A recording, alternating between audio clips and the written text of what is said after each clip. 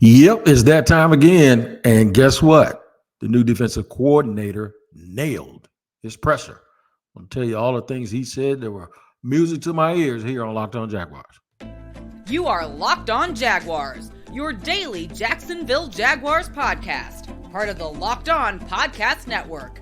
Your team every day.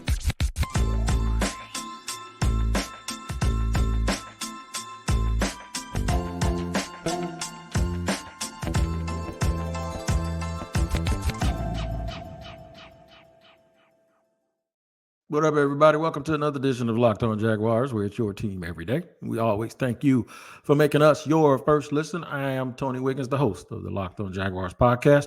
You can also find us on YouTube, where you can subscribe for free. That's right. Subscribe for free on YouTube. Make sure you hit the like button, hit the bell so you receive notifications each and every time we drop an episode. And then wherever you get your podcast that you listen to when you're in your car or at work, at lunch, sneaking, make sure you tap into that location every single day to make sure you don't miss a show. Today's episode is brought to you by Game Time. Download the Game Time app, create an account, and use the code Locked On for $20 off your first purchase. Shout out to the everydayers for joining me every day. You can be an everydayer too, and all you got to do is join us every day. How about that one? Big day today, man. Ryan Nielsen, the new defensive coordinator for the Jacksonville Jaguars, had his presser. I'm impressed, and I'm not usually one that is over the top impressed because I've said in the past, coaches, they know how to talk that talk now. Coaches and GM, they can make it sound really, really good and have you running through a brick wall. He hit all of the magic spots today. Talked about a lot of things, so we'll get to that and why I think he crushed it. The Jaguars defense will be aggressive. That means we probably won't see defensive ends backing up, right? And going out to the flats. Everything's in front of you, downhill. We're going downhill. We're going to be aggressive. Why I think that's so important and why I think this is a really good time for the GM, Trent Baalke, to really show his stuff, right? And I'm going to give you my overall takeaways and impressions and how I think the fan base is going to respond and react to this. It's going to be renewed optimism. This was a good day. It was a very good start because we always talked about messaging. Now, game's got to get played, so we're not going to sit here and act like this is going to score any points on the field for the Jaguars. I think this got to take care of itself, but it's a good day. So let's get right to it. Ryan Nielsen spoke with the media today and talked about his coaching tree, where he came from, all the guys that he gave a lot of credit to. Ed Orgeron, he was at Ole Miss. He talked about Pete Carroll, a lot of people that he gave a lot of credit to for his success. And he was very, very reflective about looking back, and he realizes how blessed and fortunate that he was to have been in certain rooms with certain people and how special that is retroactively. So just looking back and just really letting you know that he's an appreciative guy, family guy. He's going to meet the players. He's been talking to them a little bit. He says they need a little bit of a break right now, but he's talking about right now we're not even worried about how guys are going to play. They went over that briefly.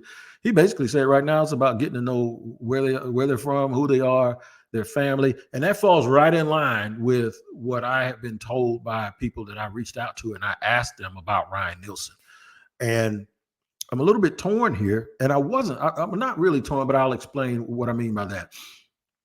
I personally know someone who's on the staff who lost their job, right? So there's a part of me that believes that those guys were scapegoated a little bit, but also that I understand that the necessity of having to make a change. And we got to remind ourselves here that Doug Peterson knows Mike Caldwell very well. I think they were teammates along with being on the same coaching staff in Philadelphia. So they know each other very, very well. And I'm certain that it probably broke Doug's heart a little bit to have to make this change. But if you're going to make a change, you got to hit a home run. Messaging has to be correct, and how a guy wants to play, how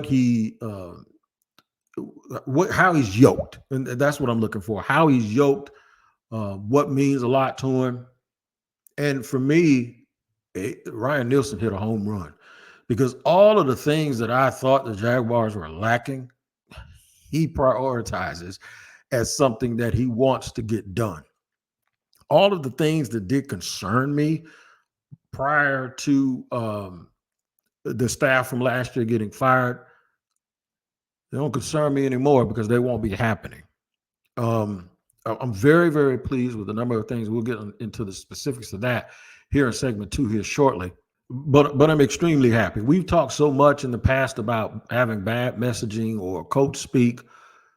He didn't do a lot of that. He sounded like a coach, but what he did today more than anything was just go out and be able to articulate exactly what it is that he wants out of this football team, what he wants it to look like. He didn't use this word, but what I gleaned from his comments is they're not going to look for an identity. They know who they are and they know what they want to be, and it's going to be hell and high water. They're going to put that identity on tape, and that's who they're going to be on the field. They call it Jaguar football. We're going to play Jaguars defense. I absolutely love that. I love it. Not as much as I love the next thing I'm about to tell you that he said. That they weren't going to worry about scheme as much as putting guys in a position to be successful. They're going to put guys in positions to be successful first. If those guys are successful, the scheme is going to work. How many of y'all have been listening to this podcast for years and you have been hearing me scream that from the mountaintop? I have been saying that because it is something that I actually got, and I'm going to tell you where I got the idea from. When he was a Jaguar and I was still doing terrestrial radio, we had Malik Jackson on our show. I believe it was every Tuesday. Malik came in and I talked to him off the record. It wasn't necessarily off the record, but it was just, we were off the air, right? It wasn't like it was a secret, but I asked him about Wade Phillips. He says Wade Phillips was like his favorite coach ever when they were in Denver. They won a Super Bowl. And I asked him, I said, "You're going to play 5 technique?" He said, "No, I'm playing 3 technique. I'm not playing 5 technique." I said, "Didn't you play 5 technique? Y'all ran a 3-4. He said, "Not really." He says, "I was a 3 technique in Denver." I was like, "Really?" And he was like, I said, "In a 3-4, he said, "Wade doesn't do that. Wade, wherever you play." And later we saw Wade Phillips do the same thing with Aaron Donald. They ran a 3-4 and he was still a 3 technique, right? So I'm sitting there thinking, this is just the elementary way that I looked at everything, is that if you're a 3 technique, you played next to a nose tackle. I had no idea back then because that's why I try to steer everyone away from alignment. And alignment and scheme are 2 different things. If you don't believe me, Steve Wilkes got fired. He's run a 4-3 his entire life, or a 4-2-5, right? In a nickel. Well, there's a philosophical difference between him and the 49ers. So he lost his job. But the one thing about that is the 49ers run a 4-3. So if it's not universal, like just because you say 4-3, alignment and scheme are not the same thing. So that's why I don't focus as much on that as I do focus on how they play and what they lead with. The Jaguars are going to lead with aggression, coming forward with an emphasis on tackling and an emphasis on not giving up big plays. They're going to be they're going to play press. It's going to be man, and they're going to bail sometimes. They're going to mix it up, but they're going to be an in-your-face team. They're going to be an in-your-face team. This provides an opportunity for Trent Baalke to go out and draft in-your-face players. So when I found out who they hired, that's why all of the free agency talk that I have spoken about on defense has centered around certain things: guys that tackle well and guys that can cover and that are very aggressive. That's why you hear me always talking about guys like L'Jarius Sneed. That's why you hear me talking about my first inclination was Nate Wiggins and the corner out of Clemson. And then I was talking about Kool-Aid McKinstry. And I don't think Terry Arnold's going to be there, but I'll talk about him too, right? So that's where I get that from. This is also something else I tweeted out, that if they go and draft a linebacker, I wouldn't be shocked. I wouldn't be surprised if they fall in love with Edgerrin Cooper and sign Edgerrin Cooper, because he is a tackling machine and he comes with violence. I'm telling you, he's going to go to one of those teams that runs that defense that the 49ers are in with Fred Warner and Greenlaw, and somebody's going to snatch him. And I wouldn't be surprised if San Francisco is the team that drafts Edgerrin Cooper now that Greenlaw is probably going to be gone for the year next year and plug him right in next to Fred Warner. Those are the type of players that get after it. And if you saw the championship game, once the Chiefs went to man, Spagnuolo even said it. Here's what I'm going to do. I'm going to tell you exactly what Spag said. And I'm going to apply it to the Jacksonville Jaguars, and I'm going to tell you exactly why it's an important deal. Good day for the Jacksonville Jaguars so far. We will continue in just a second here on Locked On Jaguars. I'll let you know exactly what I saw in the Super Bowl, what Steve Spagnuolo said, and why I think it pertains to Jacksonville also. We'll do it in just a second here on Locked On Jaguars.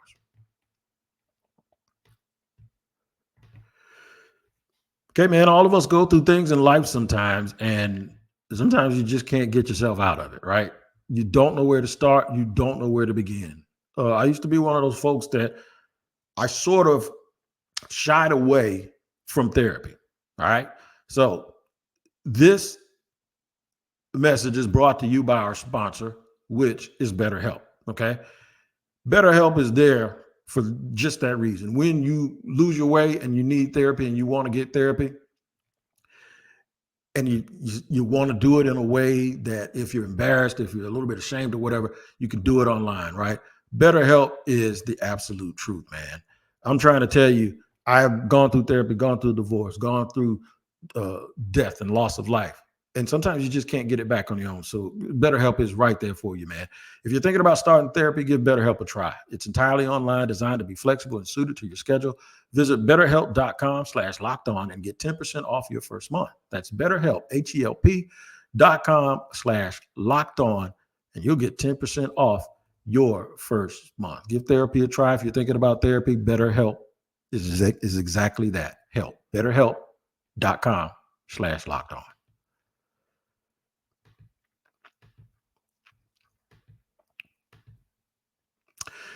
Segment number 2 here on Locked On Jaguars, where it's your team every day. We always thank you for making us your first listen. Hey, man, I'm going to tell you right now, home run. And I'm going to, I did a podcast Monday after the Super Bowl, and I said, how far do you think the Jaguars are away from playing like that? And what I mean by that is having that sort of identity where it's good on good. Identity versus identity. Somebody's got to win, somebody's got to lose, but you can still marvel at how well the game was played, right? I think Ryan Nielsen was exactly what if I just try to imagine that Doug Peterson and Trent Baalke or whoever they went through the right before the offseason, and they were sitting there thinking everything that you thought was wrong with the defense or everything that you felt that this team needed moving forward. I can imagine now what the interview was like with Ryan Nielsen, because he hit all of those boxes. He checked them all off, man. Checked them all off. Emphasis on tackling. One of the things that I brought up is how well the teams in the playoffs that made the late run in the play, how well they tackled. The speed, the identity, and the way that they went about their business, and situational football, like everybody knew what they were supposed to be doing, right? The absolute aggression. It feels like no player was ever put in a position to do something that they weren't capable of doing, right? Bill Belichick always talked about doing your job. Well, it's easy to do your job when the job that they're asking you to do is what you do well. And I get the feeling that Ryan Nielsen is that type of guy. Now, I got this little fear, and I'm going to tell you what the little fear is. The little fear is he's so good, he ain't going to be here long, that somebody's going to hire him as a head coach. I really like the mustache, too. I got to tell you that. I like the stash. I'm sure Shad probably likes the stash. But what he said out of his mouth, it appears that what they're going to lead with aggression. They're going to lead within your face. I saw something that Super Bowl winning defensive coordinator Steve Spagnuolo said the other day. He said that they were getting crushed in zone. They had to get out of it because the kid was too good. He was talking about Brock Purdy. So he was too good. He's carving us up. We had to get out of that. So basically, he put the onus on the DBs. Hey, look, we're going to be man-to-man.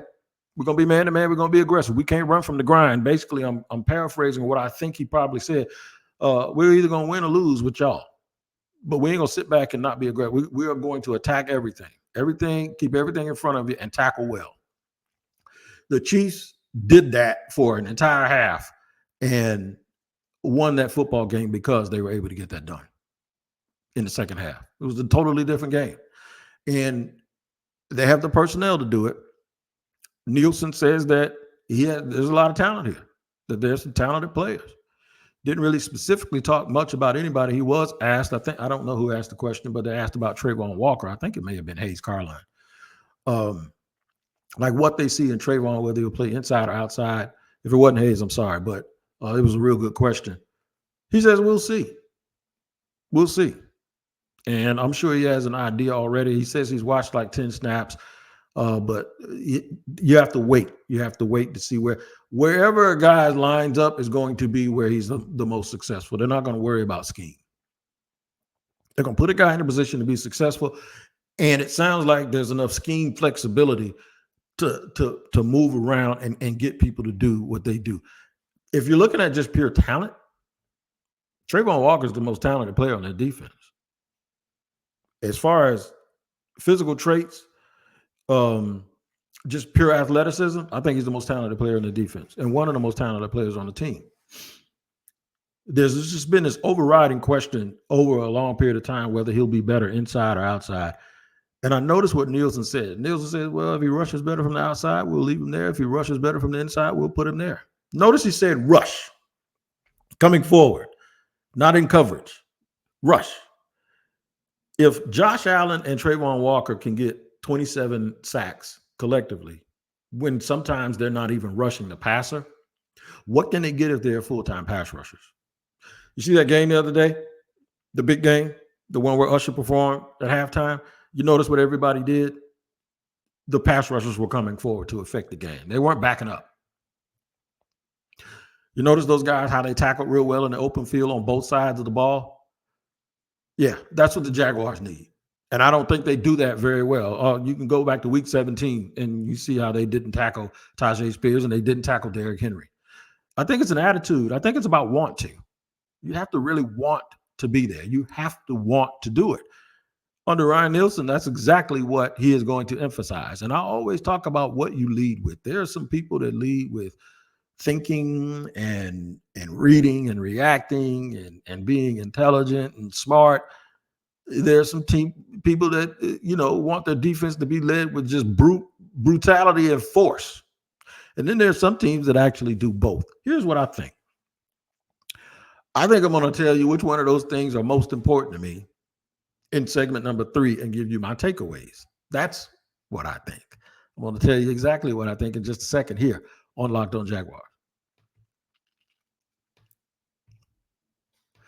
But before I do that, I got to let you know about today's sponsor, which is Game Time, man. You're trying to buy some tickets to anything. Game Time is the place for you. The Game Time app is that big. If it was a person, I'd say it was him, right? I had to get tickets at the last minute to a concert. You think I panicked? No. I got in touch with Game Time, and instead of having someone say to me what my mom used to say is, your lack of planning is not my responsibility and is not my urgent. No, Game Time doesn't tell you stuff like that. Your lack of planning is exactly in the wheelhouse with what they want to do and what they can do for you. They'll get you tickets to anything you want, and they'll do it at the last minute possible, even when the event starts. The Game Time app, man, that's where it's at, and that's where you need to be.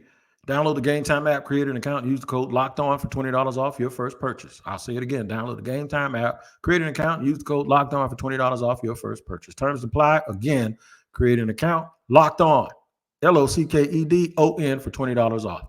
Download the Game Time app today. Last minute tickets, lowest price, guaranteed.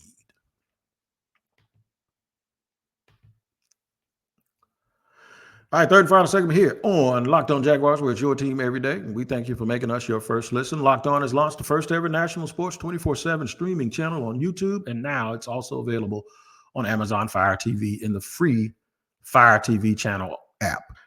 Locked On Sports Today is here for you 24/7, covering the top sports stories of the day with the local experts of Locked On, plus our national shows covering every league. Find Locked On Sports Today now available on the free Fire TV channels app. I like aggression over all of that thinking. Because I think football players can be football smart, but they can do it instinctively. Okay? I want you to think and then react. I want you to instinctively know exactly what it is you're supposed to do, and to do it with a figurative baseball bat in your hand. I don't want nobody hitting nobody with no baseball bat. I do want the other players on the other team to feel like they're going to be hit with a baseball bat, or they've been getting hit with a baseball bat the entire game. That's a mentality. That's a mentality. It's also good to know from a player perspective that these guys will know that this coach wants them to be successful individually, to be put in a position to do the things well that they do well. You can teach them how to do stuff that they don't know how to do. Of course, you're going to advance. But the key at this point, at this level, is to know exactly what guys do and to put them in a position to do it well. Why is that big for Trent Baalke? Because it's very specific. You go into free agency, you see a dude out there, and you point to him, and Nielsen says, yes, I can use him. I know exactly what I'll do. That's his skill set. Point to another guy. Yes, I can use him too. I know exactly what he needs to be doing. And because the guy is a defensive line coach by trade, when you heard him today talk about coverage, and you heard him talk about how he likes the secondary to play, this is not a situation where there was some concern over Joe Cullen. I remember the talking, behind the scenes with people. They were worried about the back end, right? And there's been so much talk, especially with Steve Wilks being let go, about the back end matching the front end and all of this stuff. Steve was the DB coach, and he had to call a timeout because Kyle Shanahan didn't like whatever. I don't think you're going to get that here. One, because Doug Peterson isn't really that way, and two, and it's not an abnormal thing for a coach to say, hey man, call a timeout, I don't like that look. But it is a little bit abnormal for that to happen.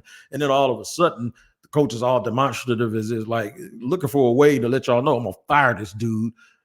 All of that weird stuff, right?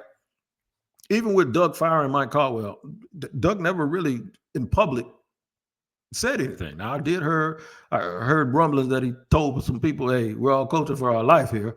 You're coaching for your job. You're playing for your job, and you're coaching for your job, right down the stretch. So I did hear him say that, but that didn't hit public until, it never got public until they got fired. When they got fired, it's like they just need to move in a different direction. In the direction we all thought, like, how are they going to play? This is what I want to see the Jaguars do. This is exactly what Ryan Nielsen talked about today. Exactly what he talked about today. He also mentioned that he was asked about the staff additions. He said they'll make the announcements soon. It's still moving along and all of this, but you could almost see that he didn't necessarily want to dish out too much of that information. But he says there's some guys that he's worked with, some guys that he hasn't worked with, some guys that he's coached before. So now I guess Google's going to get to work, and people are going to start looking and trying to figure out who is he talking about, right? I do like the fact that I like their additions. I like who they've already hired to man the secondary. I really do. I like his approach. I like how he thinks. I like the fact that he has experience with some people that are going to be on the staff, so they know exactly how they want to play, what they want to do. And then I also like that he's leaving that room in order to put these pieces in place with these players to see what everybody does well, look at some more film, look at some more tape, get them in the building for mini camps. I'm interested to see now what they're approaching free agency. Now you can all do, now that you've heard him. It's funny now this is why I say you got to take everything that you hear these guys say, and you got to really, really look beyond what they're saying. Trent Baalke said, I ain't running man-to-man all the time. He does more than man-to-man. No, he said he's going to run man-to-man. He just said he's going to press, and then he's going to play press man and then press bail, right? So they're always going to be an in-your-face team. They can switch up and give a few zone looks. But they're also going to run two deep safeties, split safeties, it sounds like, because they ain't trying to give up big plays. Instead of having Andre Cisco, for years you've seen everybody try to turn people into Earl Thomas, right? And Earl Thomas was a special player. I actually think Pete Carroll ran that defense because Earl Thomas was Earl Thomas. So everybody trying to blueprint that. And you remember the terms Otto, Leo, and all of this. Gus Bradley drove me crazy, not because they kept saying Otto and Leo and all of that, but because of what it represented. And what it represented was they were trying to replicate and duplicate and find guys to fit what they did in Seattle. Whereas now what you're hearing and what it feels like they're going to do is we're going to take the best player and I'm going to figure out a way to put him in this defense and figure out to let my defense work around this guy. I forgot who it was. I don't know if it was Wade Phillips or somebody else, but somebody said, if you got a good football player that doesn't fit your scheme, you need to change your scheme. Now you're in a situation where defensively they don't have to find a match. They just got to take the most talented guy that they see and say, no, they're going to put him right there. Like it's like you take a chef, right? You get a chef and you take him and he likes seafood, but you take him to Seattle or you take him to San Francisco and you take him down to the dock. And he's got the most beautiful fish he's ever seen in his life. You want that? You damn right I want it. What are you going to do with it? I'll figure it out. Well, this isn't on the menu. It's going to be on there today. It's going to be on there today. That's what that's like. It's like, it's too good to pass up. I want it. And guess what? I'll figure out a way to put it in this system and it's going to work and it's going to be effective. That is what I'm talking about, y'all. That's what I love. Because you still get the best player. And now that you have a coach that's smart enough to figure out how to use that best player in scheme. That means there's scheme flexibility to the point where you don't have this hard fit with these guys. That's hard to do, man. It's hard to win. And it's even more difficult in the NFL to win when you're trying to just say, okay, this is how we want to play. These are the kind of guys we need. And it's a very specific guy. That's hard to replace. I remember when I was in the military, they were like, look, y'all going to be qualified on everything. Might not be your place on this fire team or this security response force team, but so they did that because if one of y'all went down, the other person, you could do his job and yours. So football is a little bit different, but having guys that are versatile, playing in a scheme that is versatile and tailor-made towards those guys' abilities, the people that you're going with. Even substitutions, when you sub another guy in, you might not keep running the same thing because this guy is better at that, right? So this changes my opinion on Tyson Campbell now. Press, bail, sounds like something Tyson Campbell's good at. I might be wrong, tell me, but it seems like he is better at that than he is a press man. He's a press, bail. Uses physicality, but also the threat of the aggression. The wide receiver's watching the quarterback. The last time he looked, the dude was in his face, and you think he's going to get jammed. While he's trying to unjam, this dude's just backing up. Confusing the quarterback. They're going to rush the passer, giving the quarterback more to think about post-snap because what he saw pre-snap ain't what he sees now. And then the next time you come out, now you're impressed man, and guess what? You're still up in his grill. And he thinks you're going to back out, but this time you jam his receiver up, screw the timing up, and now you get the pass rushers coming in. I just love that. I am very, very optimistic. I'm very, very optimistic that hiring Ryan Nielsen has also made Trent Baalke's job easier. And if it makes it easier, it means he's less inclined to make a mistake. I'm praying for you, Trent. I hope you get it done because the Jaguar fans want it. They need it. But today they got something that they have been waiting for. And it's some good news, man. And it sounds like this dude absolutely knows exactly what he wants, what he's going to lead with, and what he's talking about. We know what we're talking about too here on the Locked On Podcast Network. That's why Locked On has launched the first ever national sports 24/7 streaming channel on YouTube. And now it's also available on Amazon Fire TV and the free Fire TV channels app. Locked On Sports Today is here for you 24/7, covering the top sports stories of the day with local experts of Locked On, plus our national shows covering every league. Find Locked On Sports Today now available on the free Fire TV channels app. All right, man, I got a DB doctor, one of my partners who trains corners. He coached in college, now he trains corners. One of the dudes he trained back in the day, Terry Arnold. I'm going to have him as Michael Cornegate. I'm going to try to get him on for tomorrow's show, but if not, I'll record with him on the weekend and you'll hear from him. I want to do a little bit more of this. I'm going to try to get some coaches, not just necessarily know specific players, but just know these positions so they can explain. What I'm going to do is I'm going to get Cornegate on here and I'm going to talk about explain to me the difference between press man and press bail. And I'll let a cornerback, a guy who played big time football at Florida State, I'm going to let him tell you about it. So look forward to that here soon here on Locked On Jaguars. We're your team every day. We always thank you for making us your first listen, man, and we'll see you tomorrow.